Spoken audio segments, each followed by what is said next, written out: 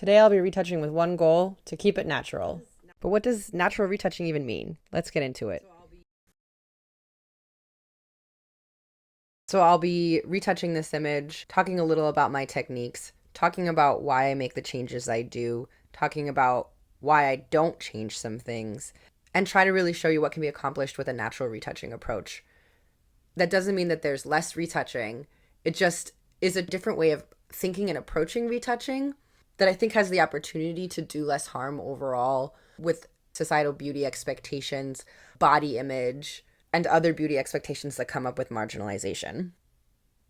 So the first thing I do when I open an image is I kind of look at it overall and sort of think about what the goals of the image are, what the purpose of the image is, basically. For this image, we wanted to showcase interesting hair and makeup ideas around the concept of wetness.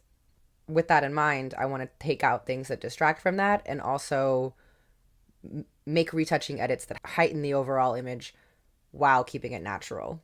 Overall, I'm looking around the image for little moments that kind of distract my eye and keep me from moving around the canvas in this swirl here. My eye, follows the trace of the swirl and comes up this way, and I want to take out anything that keeps you from moving like this through the image, like connecting with her eye here, following the swirl of the hair down, back up past her nose and into her eye. For a natural retouching approach, I think it's important to discern the difference between acne, like these marks, and acne scarring or skin texture, especially what's happening on this model Julia's cheek. I think there can be a propensity to sort of, take everything out and make it look pristine and perfect. But I think that detracts from the character of the model and detracts from the realness as well. In general, with retouching, especially for beauty, I really do like to honor and respect what somebody's natural features are.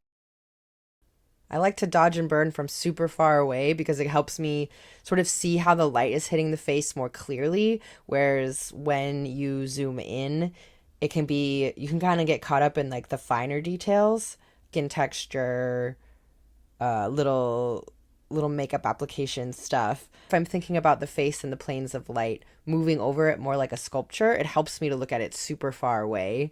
It kind of just helps me see overall the way the light is hitting the face and simplify. And especially with like the anatomy of a model's face, I feel like I can understand what's happening structurally better if I look from far away. I kind of do my dodging and burning in these like two sections, like one from really far away and then one where I zoom in a lot more and look at the smaller transitions of light and skin texture, and I kind of oftentimes will bounce back and forth between the two. That kind of gives me an opportunity to think about how does this image read from close up, how is it going to read from far away, and have both of those impressions be really strong. Sometimes around the nose, especially with makeup applications, things can get a little crusty, the skin's more dry, or the powder really collects there. And especially in beauty and a beauty level of retouching, which is what we're focusing on today, a natural beauty image level of finish, it's important to look at those small details and not have the makeup look like it's over applied or getting crusty. Something else that's common with skin textures, your pores are all over your face and in the little seams around, the crease of your nose. In photography, it starts to break up and look a little spotty. So something we typically do in retouching is we connect all those dots of the pores so everything feels a little more seamless.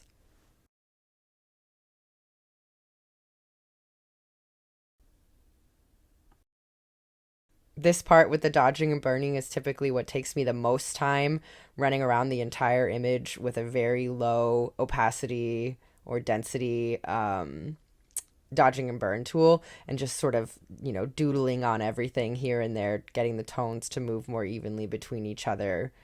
For me, it's less about making the skin be ultra smooth and more about having the transitions from one area of the skin to the other smooth, like flow elegantly. We really like to simplify what you see this close because photography at this level is so close to your face, it starts to stop being real. It stops feeling real. And it starts to be in this sort of unreal world of kind of looking at a person under a microscope where you can see things that you can't see even on yourself, but especially not on another person. And it kind of it feels weird. It feels like too much. You start to think about skin texture and hair and things that you would never think about if you were looking at a person in real life. And I think a huge part of beauty retouching at all levels, but especially at natural retouching, is trying to make the person you're looking at in the photograph feel more like how you would experience them if you were looking at them in real life. And I get that there can be a point of going too far where you start to create a complex in people where they're not seeing things that they see on themselves when they look in the mirror. And I think natural retouching is about finding that fine line, examining yourself, examining your friends, and thinking about what are the things that everybody has that I should leave that keeps it in reality and not pushing it too far.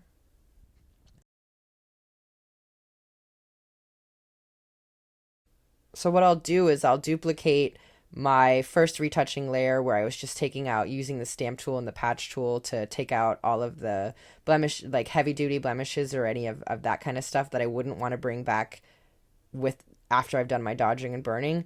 And I'll create two new layers, one set to lighten and one set to darken. And then from there, I will, toggle them on and off and brush back in those little moments and elements that make the person feel more real. The uneven highlights on the cheek, the darker areas around the corner of the mouth. I think those things really are the things that keep images feeling real, keep people feeling real in photography.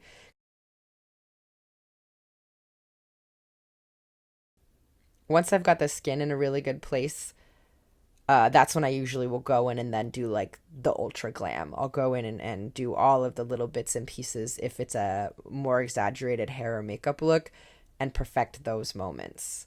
For instance, here I'm adding a little more color where the makeup application was a little thin.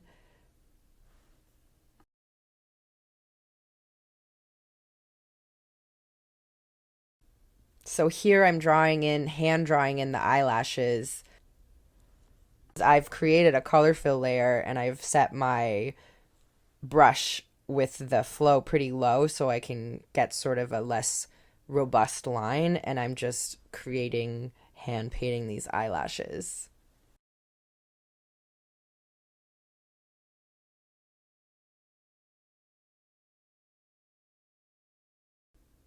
This is another area where retouching and makeup artistry go together so well because I can really clean up those edges of the makeup application, make it look perfect.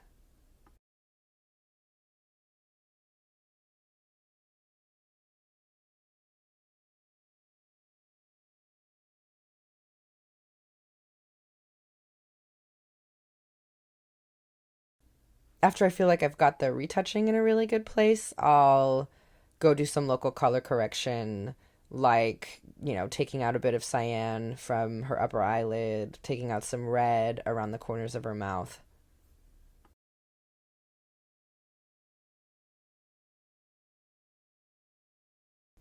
There's also some reflected light from the background on this corner of her jaw here that I'm going to color correct to match the rest of her face a little better so it doesn't seem like she had blue makeup there as well.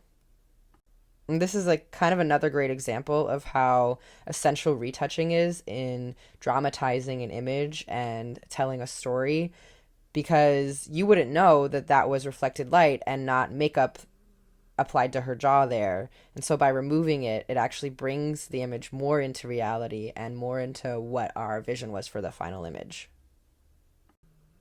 Same with really amping up that blue in the makeup over the bridge of her nose. On set, it was super vibrant, and with our color treatment and the way it photographed, it just didn't really capture what we were going for and how it actually looked. Liquefying now. the strands of hair that are gelled to her face to really dramatize them and make them seem super perfect and smooth.